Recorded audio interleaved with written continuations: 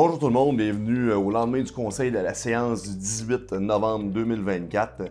D'entrée de jeu, j'ai proclamé la grande semaine des tout-petits.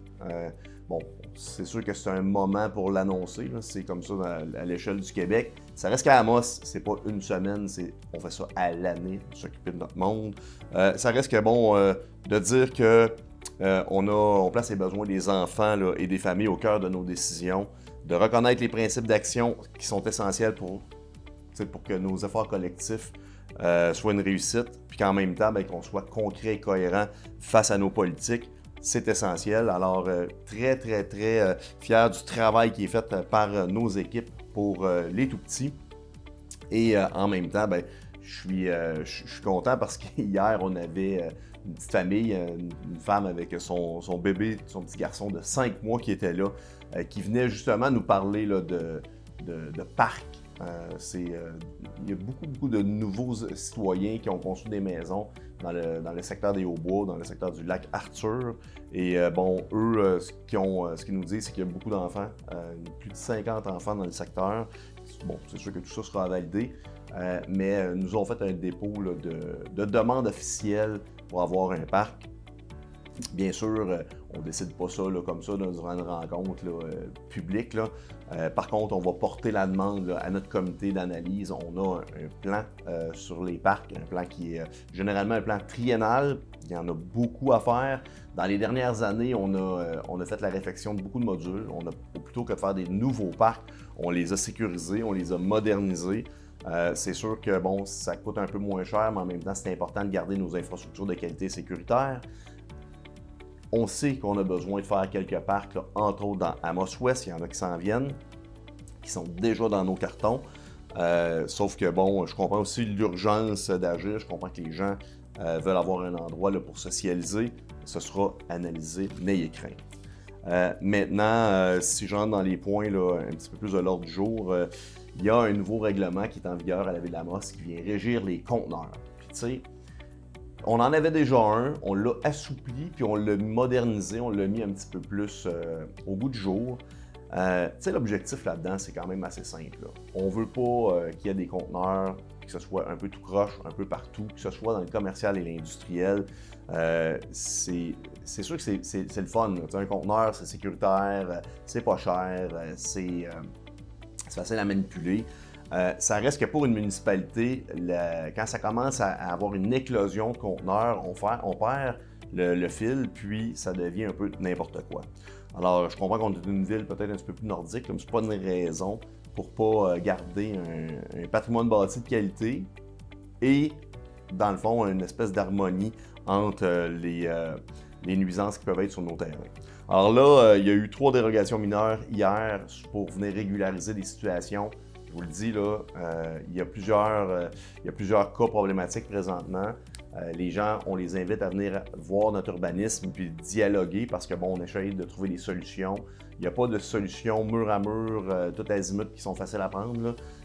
C'est sûr que, bon, on est en train d'essayer de déterminer c'est quoi qui devrait être fait. Et à la base, c'est sûr que d'avoir un 6-7 conteneurs, un peu tout croche, des couleurs différentes, des hauteurs différentes, ça ne sera pas toléré. Alors, on va y aller vers une peinture égale, des conteneurs qui sont bien installés sur le terrain. Si on les voit des différentes rues, on va demander d'avoir des couverts végétales, soit des haies pour pouvoir venir les cacher. C'est des petites choses comme ça. Mais l'objectif est simple. Là, ce qu'on veut, c'est qu'on ait une espèce d'harmonie en ville et que ce soit beau. On a aussi un plan d'implantation et d'intégration architecturale qui a été fait là, pour la Caisse des Jardins. Là, ceux qui ont l'œil ont vu qu'il y avait des rénovations sur la façade qui est faite présentement. C'est dans le secteur là, des 2 écrans sur le coin de la rue. On a accepté là, leur proposition là, qui est un nouvel affichage. Ça va être très beau. On a aussi adopté le nouveau calendrier des séances du Conseil pour 2025. Ça, c'est une obligation qu'on a. Bien sûr, on va aller au mois de mai en séance à Saint-Maurice. Et là, petite particularité qui n'est pas encore là-dedans parce que c'est pas réalisé, mais le regroupement avec la municipalité de Saint-Félix va amener 2 nouveaux conseillers municipaux qui vont venir de Saint-Félix siéger avec nous jusqu'à la fin, avant les prochaines élections. Et on aura à ajouter 2 séances, ou du moins remplacer 2 séances qui sont dans notre calendrier, qui seront à Saint-Félix. Alors ça va venir là, probablement, là, je m'attends à notre première de janvier. Peut-être vous mentionner qu'on a donné un des plus gros contrats de service que j'ai jamais vu passer là, à la ville d'Amos. C'est la collecte des matières résiduelles, là, que ce soit les 3 bacs, le compost, le recyclage et les poubelles. De 2025 à 2029, c'est un contrat de près de 15 millions. C'est Sanimos qui va nous fournir le service. Il y a eu une espèce d'appel d'offres mammouth, là, de quoi de vraiment gros, qui a été réalisé avec les municipalités rurales. C'est pas toutes les municipalités qui ont adhéré, c'est pas toutes les municipalités qui ont pris les 3 collectes. Ça reste que c'est quelque chose qui a été là, un gros dossier à la ville d'Amos. Et dans notre MRC, beau travail qui a été réalisé. Maintenant, j'ai quand même le goût de vous dire là, que Éco-Entreprise Québec, qui est l'espèce de main du gouvernement du Québec pour gérer les matières recyclables, j'en ai déjà parlé souvent, mais je vais le répéter parce que je trouve ça important. Eux, l'objectif, c'était vraiment d'améliorer la qualité du recyclage et c'était aussi de trouver des voies de passage pour que le recyclage soit transformé et réutilisé au Québec plutôt que de l'envoyer n'importe où dans d'autres pays de façon tout croche. Bon.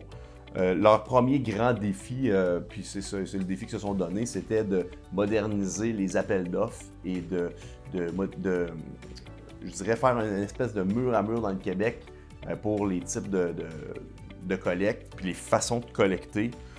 Moi, je pense qu'ils viennent jouer exactement dans la talle des municipalités. C'était notre responsabilité. On le faisait bien, on le faisait à faible coût.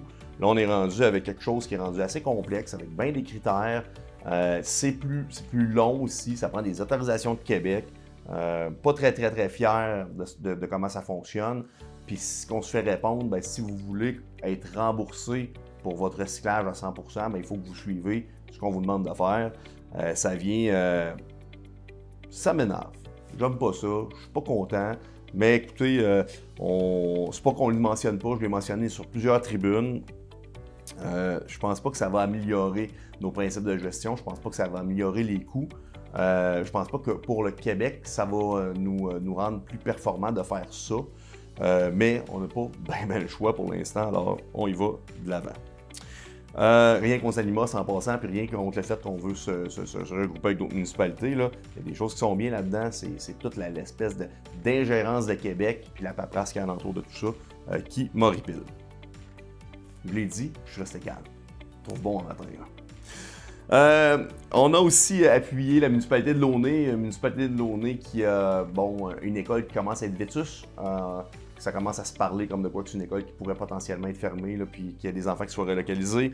Nous, comme municipalité, parce que là j'ai vraiment mon chapeau de maire, je considère que c'est important d'avoir des ruralités qui sont fortes, qui sont bien en santé, puis qui ont des infrastructures puis des services de proximité. La journée que les ruralités s'effritent, ben, ça va finir par être Amos qui va s'effriter pour des villes comme Val-d'Or puis Rouyn. Puis après ça, ben, ça va être l'Abitibi-Témiscamingue qui va s'effriter pour le reste du Québec. C'est dans les airs de centraliser, de densifier vers Montréal de plus en plus. Alors, moi, je considère que d'avoir des ruralités fortes, c'est important. Alors, le Conseil de ville a décidé d'appuyer la ville de Launay dans sa demande là, à Québec pour avoir une école neuve. On a aussi déposé là, une demande de subvention au CALC, le Conseil des arts et des lettres du Québec, pour présenter des œuvres dans les espaces publics. C'est en phase avec la dynamisation du centre-ville, hein, projet qui s'en vient, qui est sur les rails, et c'est en collaboration avec le Théâtre des Esquerres. Si je continue, tiens, on a fait des félicitations à Bert Govig, qui a une petite vidéo qui passe présentement sur les médias sociaux. Monsieur Govig, qui est docteur ici, qui est un docteur émérite, a toujours fait la promotion avec les CASH, qui est un organisme sur les saines habitudes de vie. Lui est très grand promoteur que c'est pas à l'hôpital qu'on va rendre les gens en santé, mais que les gens vont devenir en santé quand ils vont se prendre en main, quand les municipalités vont avoir des infrastructures de qualité pour que les gens puissent faire du vélo, courir, mieux manger. Alors, travail extrêmement fort. Chaque année, on rencontre l'organisme pour essayer d'améliorer la santé de nos Amosois par diverses méthodes. Là. Entre autres, là, il y a le festival SNO, qui est un festival, entre autres, de ski de fond qui se fait à la forêt récréative. Il y a les Jeux du jeudi. Il y a eu des campagnes pour que les gens cessent de fumer à l'époque. C'est vraiment important. C'est du gros bénévole qui ne nous coûte pas extrêmement cher à la ville, mais qui sont extrêmement dans l'action sur le terrain. Alors, félicitations à Dr Govig pour ces années et je vous invite à aller visiter ou voir la fameuse vidéo. Pour les statistiques de la construction en octobre, petit ralentissement, on est à 1,4 million comparé à 2,1 l'année passée. Si on regarde là, à date, 43,4 millions, donc qui n'est pas une mauvaise année, comparé à 31,6 millions l'année passée. Alors ça va bien. Peut-être vous mentionner qu'on a, via le comité de suivi sur la réfection de l'hôpital d'Amos, il y a une pétition qui sera en ligne pour... une pétition qui se veut régionale, là, où tout le monde va être stimulé. Là. Autant les préfets sont derrière ça, le comité de travail avec François Lemire à la tête de la présidence. On a demandé à Mme Blais, notre députée, de porter une pétition à l'Assemblée nationale. C'est une pétition qui devrait être en ligne à partir de vendredi cette semaine, qui sera durant tout le temps des fêtes, jusqu'à peu près la mi-janvier, pour être déposée à l'Assemblée nationale lors de la reprise du travail là, en commission parlementaire. Bien sûr, on s'attend à jeudi qu'il y ait une mise à jour économique. Il y aura, bon, c'est sûr, beaucoup de coupures un peu partout. Le gouvernement va sûrement nous annoncer qu'ils font beaucoup de déficit.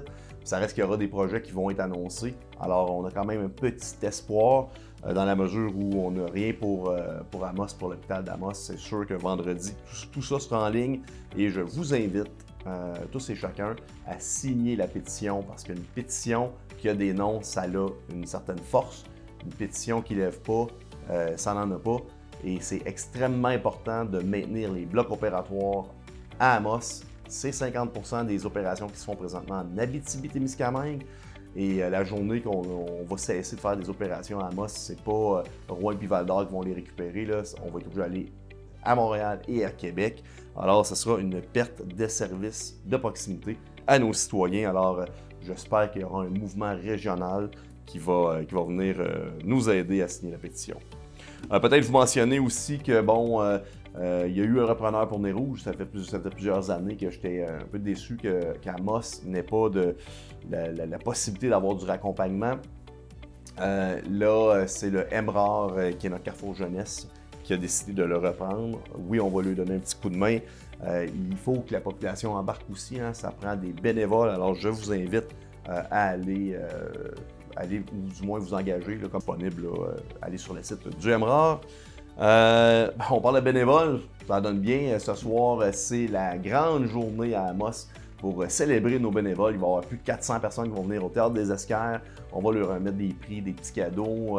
On va les féliciter. Je trouve tellement qu'on a une belle force communautaire chez nous. Les gens sont dans l'action. Les gens sont prêts à mettre l'épaule à la roue. On ne vous demande pas de faire du bénévolat dans tout. On vous demande de faire du bénévolat dans ce qui vous plaît. Et c'est ça qui est beau parce qu'il y a des gens qui en font dans différentes sphères d'activité. Puis il y en a qui choisissent vraiment ce qui leur tient à cœur. Mais d'avoir 400 personnes qui viennent avoir une petite tape dans le dos, puis qu'on les célèbre, qu'on les reconnaisse, je pense que c'est important. Puis je serai bien sûr là avec l'administration de la Ville-Amos et plusieurs conseillers municipaux là, pour vous accueillir au Théâtre des Esquerres. Peut-être vous mentionner que samedi, il y a un super gala de lutte aussi. C'est le troisième, c'est le deuxième qu'on appelle le sommet nordique. Là-dedans, il faut voir ça comme un gros show. Là. Il n'y en a pas d'autres en Abitibi-Témiscamingue. C'est un spectacle de lutte. C'est vraiment le fun. Venez en famille. Il y a encore des super bons billets. Il y a des tables proches du stage. Venez déguisés. Venez pour avoir du plaisir. Il y a des Amossois là-dedans. Ça va être dont Stan. Fait que ça va être vraiment là, une belle soirée samedi. Je vous invite à prendre vos billets là, sur le site du Théâtre des Esquerres. Il y en a encore de disponibles. Ne peut pas manquer cette belle soirée-là. Et sinon, je vous souhaite de passer une belle semaine.